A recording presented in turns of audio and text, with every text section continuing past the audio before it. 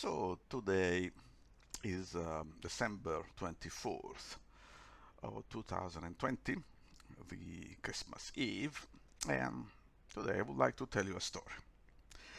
It is a story that I already wrote about on my blog, Cassandra's Legacy, but I thought this year I could tell you this story by my voice. Its stories are made, after all, to be told. They can also be written, but when you tell a story, maybe you have a way to be more direct, to reach more the emotional content of a story. And the stories are all about feeling.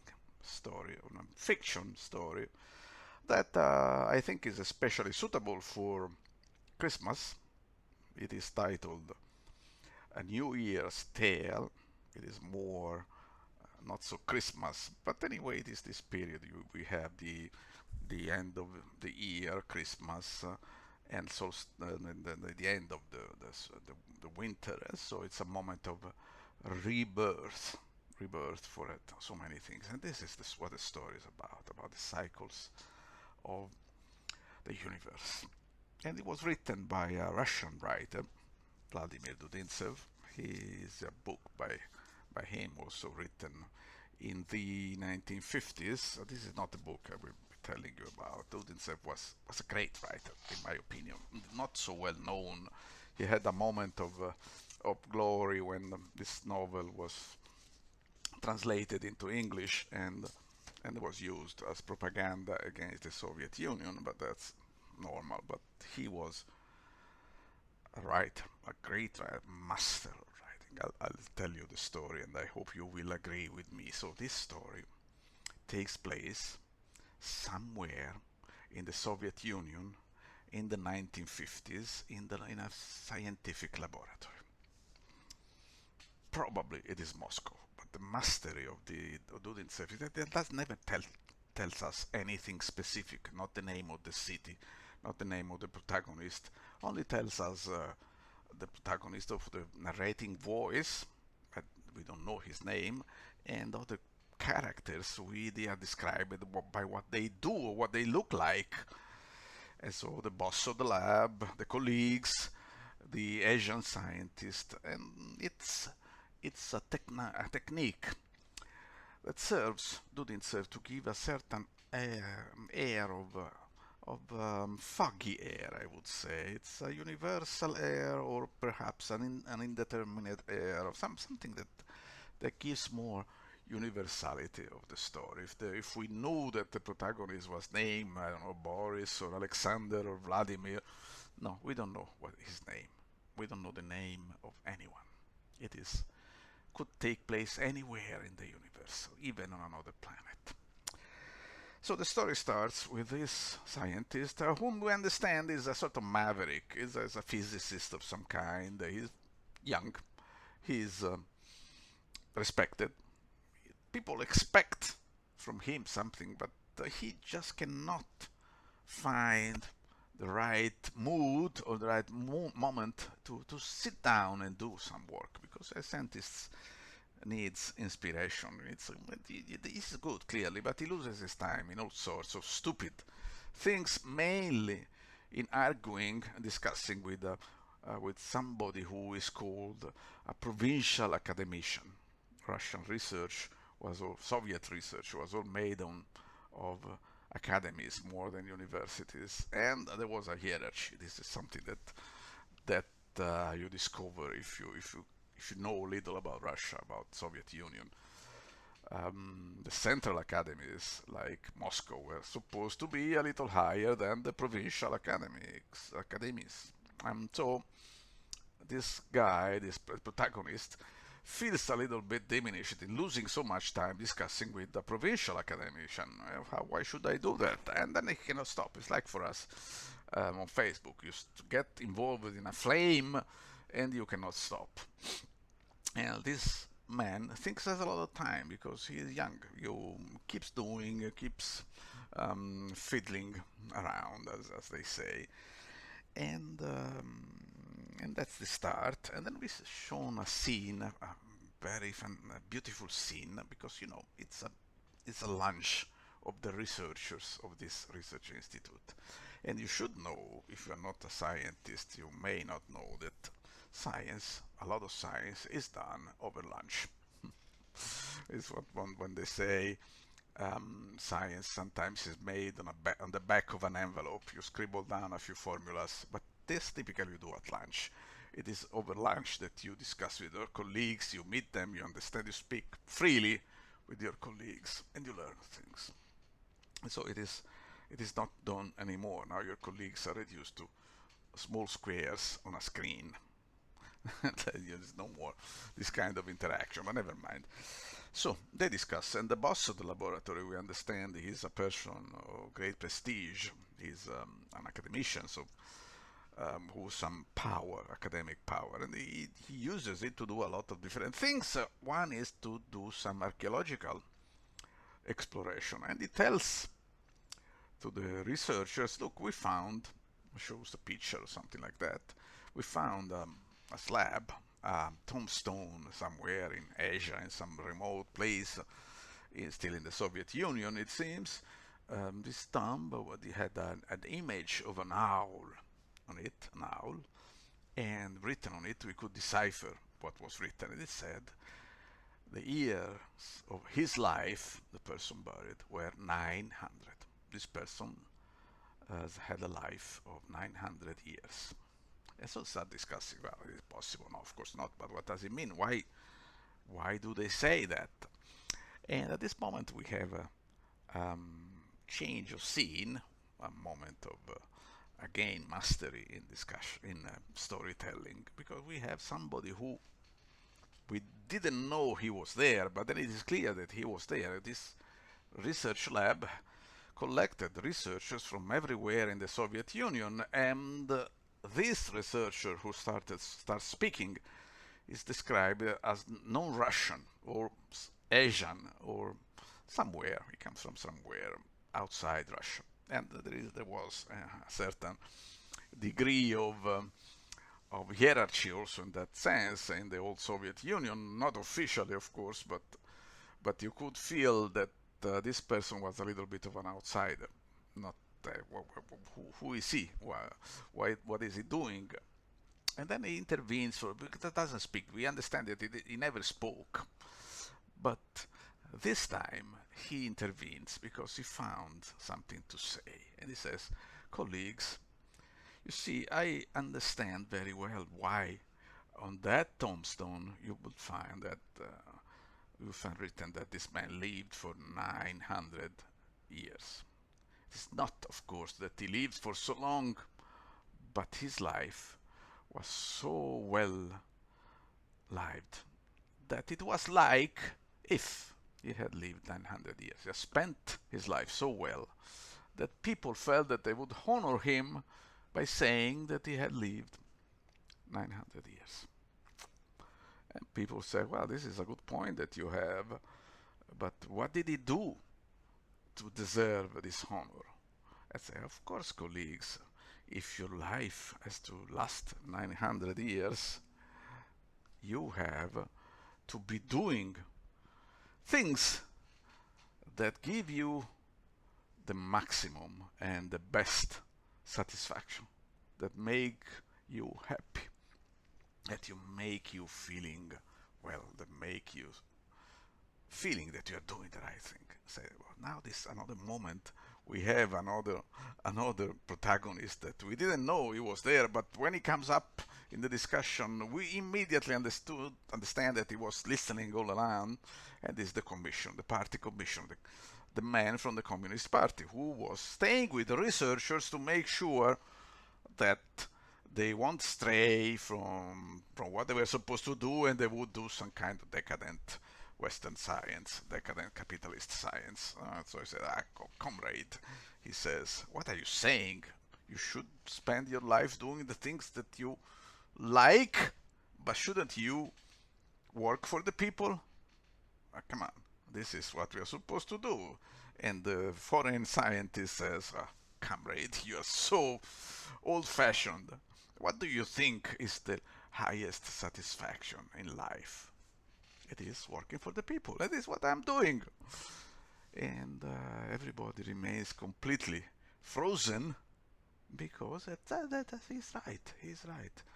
And the effect is mainly on the protagonist. The protagonist goes away from this lunch, said, "Now he's right. I have to do some work, some real work. I must use my years, my time to work for the people," and that what he tries to do.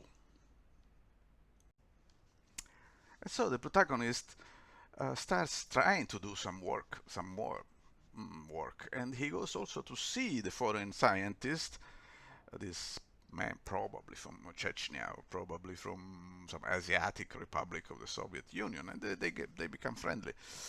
And this man tells to the protagonist his story. The story is a strange story. So you see, I come from this remote country, and I used to be a criminal. I was a gangster because in this country we have this organization, this criminal organization, like our mafia. They exist. The mafia is a universal thing. So I was a criminal, working with criminals, part of a brotherhood of criminals. But I didn't want to do that. I didn't want to be a criminal, so I left. But you know, it's not so easy because I was part of this organization and I knew a lot of things that that they cannot risk to be known outside the organization. So they didn't want me. Eventually, I had to escape, even finding a way to change my face by surgical intervention. And so I don't look anymore like the person I was when I was in this place. And I'm here because that's what I really wanted to do. I wanted to be a scientist, to work for the people. But I know that these former colleagues or companions of mine, they are looking for me and eventually they will find me. But I am trying to do my best and to work as fast as I can before they find me because I know they will. And but it is what I'm doing. And so the protagonist is impressed and he says, "Oh, he's right. I have to do some work too." But at this point, he sees another article by the academician, the provincial academician. So he said, "I have to answer to this article." And so he gets back into the routine that he had before, the routine of writing useless things and spending his time in useless, what we call today, flames for a while. And then something happens. He sees an owl, not the owl they were described. It was the image of an owl on a slab, on a stone slab. He sees a real owl, and you have this scene in which he walks along one of the boulevards of Moscow. You can recognize the place because this is the way the city is, the Uriza of Moscow, and sees a big owl looking at him. Not normal that you go now to Moscow, you won't find owls on the trees, and not even in the 1950s. And so he's surprised by an owl. Then he starts seeing this owl. This owl follows him and follows him more and more closely. So he thinks it's hallucinations. What is this? So goes to. It doesn't feel so well. So he goes to see a friend, a doctor, and the doctor visits him and said, becomes very worried. I said, it's a problem. You have a problem. What problem? I said, you have something bad. And what is bad? We don't know because we're not told anything specific in this story, but we understand it's something like a brain tumor or something like that. That causes you to see the owl. It's an hallucination. But then what is you have about 1 year to live. Clearly some dramatic moment. Say why 1 year? Well, that's what we know because we are working on this. There are other people who have the same hallucination, and you have to. There's little that you can do. It is not written that maybe you will survive, but your probabilities are very low. And he leaves him with a cryptic sentence, but those who see the owl have a chance. And the protagonist is completely upset by this story, but say, what am I going to do? I'm going to work. He starts working, and I will get help from my Asian, from my foreign friend, and he goes to search for this friend, and he's gone. He's disappeared.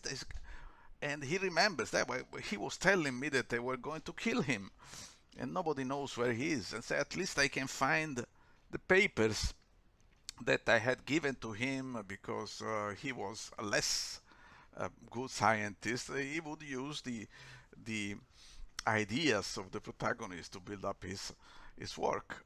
But then he discovers that the cleaning lady has used the papers to light up the stove, and it's a terrible moment. He says, I have to work in 1 year. In 1 year, I have to do the work I would have done in 10 years or maybe 20. And never mind, I will do this. And he starts working and working and working, and he becomes a little bit like the image of the scientist, the mad scientist with a long beard, dirty clothes, and always thinking of something in his mind. And so it goes on and goes on and goes on. But he noticed also another thing. The owl still following him is, of course, an owl that only he can see. And then he meets the woman who was the companion of the foreign scientist, the one who has disappeared, probably killed.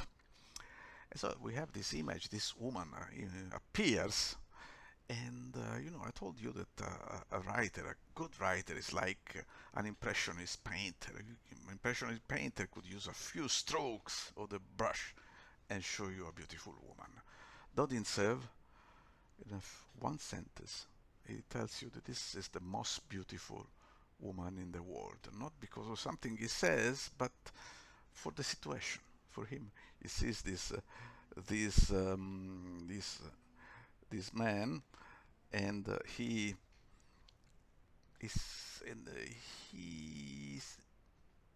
sees this beautiful woman, and they said, no, I don't have time. I have to work. I don't want to lose my time with women. And he tells it to her, and she looks at him and say, you can tell me whatever you want, but I know who you are. And say, who am I? You are him. You changed your face again. You told me that you had changed your face before. And this I did them once more, but you won't trick me because I recognize you. It is you.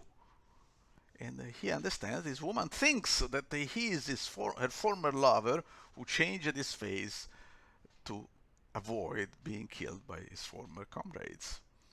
I see how many things they get together in this narrative form with everything is fantastic. It's a fantastic story because the protagonist himself doesn't know anymore who he is.